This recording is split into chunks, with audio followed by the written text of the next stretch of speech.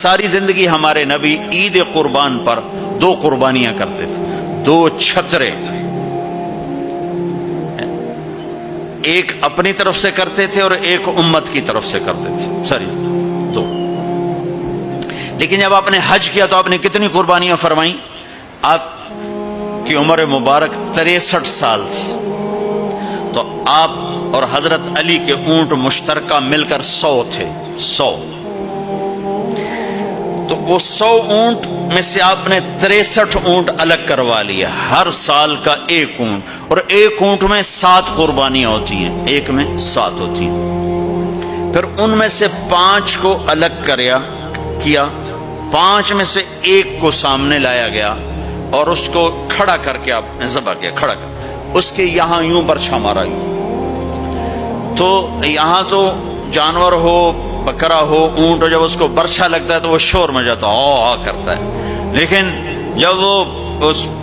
اونٹ کو لگا نبی کے ہاتھ سے برچھا تو اس کی خوشی سے ہائے نکلی،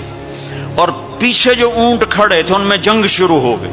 ہر اونٹ رسی توڑ کے آگے بڑھ کے ذبح ہونے کی کوشش کر رہا تھا کہ کہیں میں پیچھے نہ رہ جاؤں، میں پہلے ذبح ہو جاؤں، میں پہلے ذبح نہ شود نصیب دشمن کہ شود ہلا کے تیغت سر دوستاں سلامت کے تو خنجر آزمائی ہم آہوں آنے سہرا سر خود نہاد برکف با امید آن کے روزے با شکار خواہی آمد، کہ آج سارے جنگل کے ہرنوں کو انتظار ہے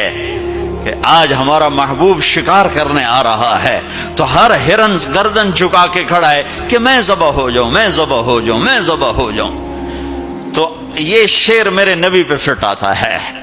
کہ سارے اونٹوں میں جنگ شروع ہو گئی اور ہر ایک کا زور تھا میں ذبح ہو جاؤں، میں ذبح ہو جاؤں۔ آپ نے 63 اونٹ ذبح فرمائے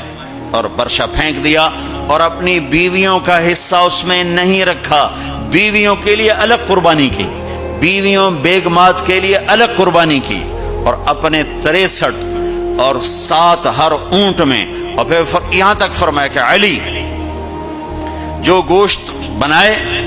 اس کو مزدوری گوشت میں سے نہیں دینی، میں الگ سے دوں گا، اس کا ہر ٹکڑا اللہ کے نام پہ جانا چاہیے۔ گوشت میں سے مزدوری بھی نہیں دی، الگ سے مزدوری دی، اور پھر فرمایا کہ آؤ بھائی جو لے جانا چاہتا ہے لے جائے۔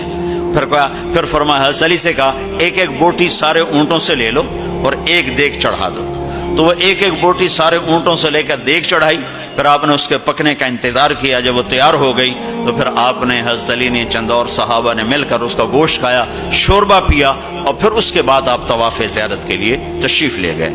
تو آپ مالدار لوگوں قربانی کرنا دل کھول کے،